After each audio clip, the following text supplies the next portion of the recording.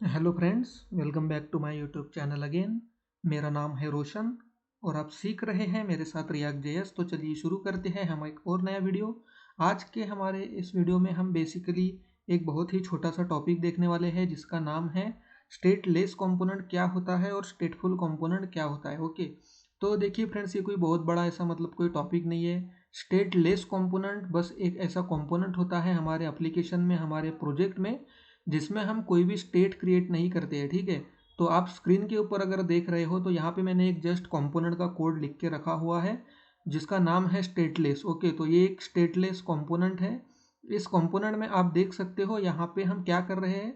यहाँ पे हम सिर्फ एक HTML का एक हार्ड कोडेड या फिर स्टैटिक H1 एलिमेंट बस बेसिकली यहाँ पे रेंडर कर रहे हैं। ओके, तो ये वाला जो कंपोनेंट है स्टेटलेस कंपोनेंट, ये कंपोनेंट हमने इसलिए बनाया है कि ये सिर्फ और सिर्फ किसी स्टैटिक HTML को रेंडर करा सके। ओके, यहाँ पे हमें कोई स्टेट क्रिएट करने की रिक्वायरमेंट ही नहीं है। ठीक है, इस कंपोनेंट को स्टेट क्रिएट करने की रिक्वायरमेंट है ही नहीं। ठीक है, क्योंकि हम यहाँ पे कोई भी डायनामिक डेटा नहीं डिस्प्ले कराने वाले हैं कि भाई यहाँ पे हम कोई स्टेट में किसी वैल्यू को स्टोर करने वाले हैं, फिर कोई मैथमेटिकल कैलकुलेशन परफॉर्म करने वाले हैं। ओके, ऐसा हम कुछ भी नहीं करने वाले हैं। तो जो ऐसे कुछ कंपोनेंट्स होते हैं जहाँ पे हम सिर्फ स्टैटिक HTML या स्टैटिक JSX का कोड रिटर्न कराते हैं, तो ऐसे कुछ कंपोनेंट्स को स्टेटलेस कंपोनेंट कहा जाता है। और अगर यहाँ पे आप सेकंड देख सकते हो, सेकंड फाइल मैंने यहाँ पे लिख कर रखी हुई है, तो ये है बेसिकली स्टेटफुल कंपोनेंट। ओके, तो ये कंपोनेंट आप देख सकते हो जिसका नाम है स्टेटफुल कंपोनेंट। इस कंपोनेंट का जॉब क्या है कि हमें डायनेमिक H1 एलिमेंट डिस्प्ले कराना है। ठीक है, तो यहाँ पे हमने एक कंपोनेंट में स्टेट बनाई है जिसमें हमने काउंट स्टेट को क्रिएट किया है, 0 से इनिशियलाइज किया है। तो बेसिकली ये उस स्टेट की वैल्यू को रेंडर करा रहा है। तो ये क्या होता है, ये स्टेट फुल कंपोनेंट होता है। तो बेसिकली जिस कंपोनेंट में हम स्टेट्स क्रिएट करते हैं either with the help of use state hook और यूज रिड्यूसर हुक, तो फिर उस कंपोनेंट को हम स्टेट फुल कंपोनेंट बोलते हैं। और जिन कंपोनेंट में हमें स्टेट क्रिएट करने की कोई रिक्वायरमेंट ही नहीं होती है, जिन कंपोनेंट्स में हम यूज स्टेट या यूज रिड्यूसर हुक का यूज़ करते ही नहीं है, हम कोई स्टेट को डिफाइन ही नहीं करते, उन कंपोनेंट्स को बेसिकली हम स्टेट लेस कंपोनेंट बोलते हैं। तो अभी स्टेट लेस कंपोनेंट की रिक्वायरमेंट क्यों आती है हमें, आप सोच सकते हो कि भाई फिर स्टेट लेस कंपोनेंट की रिक्वायरमेंट है ही क्यों। तो देखिए, फर्स्ट ऑफ ऑल तो यही कि अगर हमें कोई स्टैटिक सीधा सीधा कोई HTML है जो डिस्प्ले करा देना है, ठीक है, तो उस केस में हम स्टेटलेस कंपोनेंट यूज़ करते हैं कि जहाँ पे हमें सिर्फ कुछ हमारे पास HTML है, जैसा कोई पैराग्राफ है, कोई हेडर टैग है, कोई, ठीक है, कुछ भी हमें स्टैटिक कोई इमेज वगैरह है, हमें बस डिस्प्ले करना है, तो उस केस में हम स्टेटलेस कंपोनेंट लिखते हैं।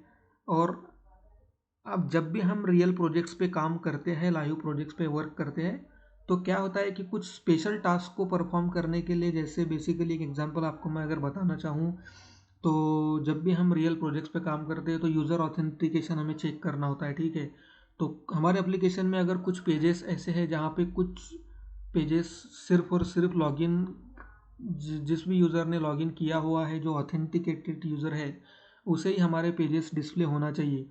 अगर ऐसे कुछ पेजेस हमारे प्रोजेक्ट में है, तो वो वैलिडेशन, कि वो ऑथेंटिकेशन, ऑथोराइजेशन जो भी होता है, वो चेक करने के लिए भी हम बहुत बार स्टेटलेस कंपोनेंट हमें बनाने की रिक्वायरमेंट पड़ती है, जहाँ पे हम कोई भी ऐसा खुद से कंपोनेंट का स्टेट वगैरह नहीं करते, बस depending on some normal logic हम क्या करते हैं कि वहाँ से यूज़र को बस नेविगेट कराते हैं। या तो सक्सेसफुल रहा तो वो नेविगेट हो जाता है नए रूट पे, और नहीं तो फिर उसे हम सीधा सीधा वापस हम होम पेज के ऊपर भेज देते हैं। तो कुछ भी ऐसे टास्क जहाँ पे हमें किसी स्टेट की ज़रूरत है ही नहीं, किसी डिफरेंट टास्क को परफॉर्म करने के लिए अगर हम किसी स्पेशल कंपोनेंट को बनाते हैं, तो उन कंपोनेंट्स को बोलते हैं स्टेटलेस कंपोनेंट।